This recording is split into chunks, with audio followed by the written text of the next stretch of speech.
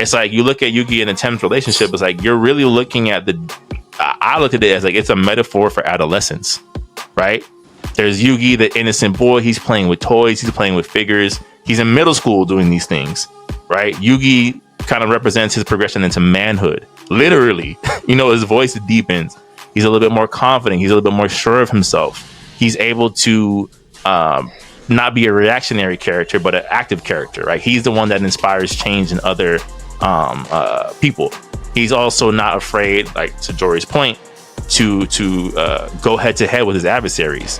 Whereas like Yugi had to rein a Tem back, like, bro, you are murdering people. Can we? Let's find another way.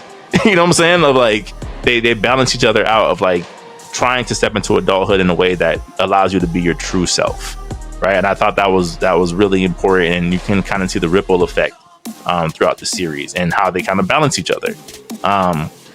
With Merrick, it was like Merrick, bro, like his split personality is really and truly the manifestation of trauma, right? And especially as men, right? It's like we're trained in a way to you repress, you suppress, you don't tell anybody anything, you don't say anything, you don't express yourself, you don't show weakness, but those things don't leave you just because you suppress them. They just show up in other ways. So when you got to Yami Merrick, it's like this man is almost insanity, and as a kid you're like, oh, this man is a crazy person. But then you think about it from adult eyes, like this is just repressed trauma. At some point it has to boil over. It doesn't go away until you deal with it. You know what I'm saying? It's like, and I was like, wow, that sits with me, Yeah, and then with Bakura, it's like Bakura, I felt like it was just like it was almost like a generational trauma, right? Because with Bakura, like he was always the creepiest, like Yami Bakura, where it's just like I remember like one of my favorite quotes from him is when he's dueling against Merrick and he's about to get wiped out by Ra, and Merrick says something along the lines like, I'm about to send you into eternal darkness, and Bakura says like, darkness? You don't understand, I am the darkness, and just starts laughing. You know what I'm saying? I was like, this man is creepy. Like, what is wrong with this person? But then you kind of get into more of his backstory and you realize that this is Bakura suffering from the decisions that his father made. His father was the one that wanted the Millennium Ring. His father was the one that wanted to get into all this Egyptian superstition and things like that.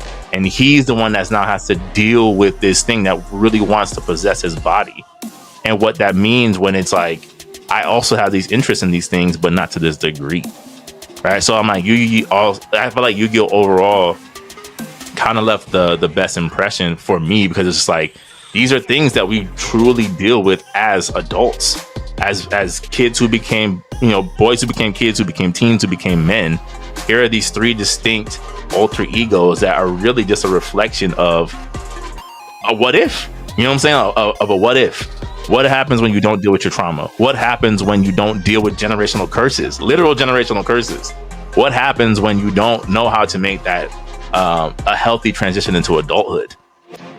All over a card game, So I was like, man, like, R.I.P. Kazuki Takahashi, you did your thing. Like, yeah. Between the monster designs, between the plot lines, yeah, it seems ridiculous, but he did his thing. He did his thing.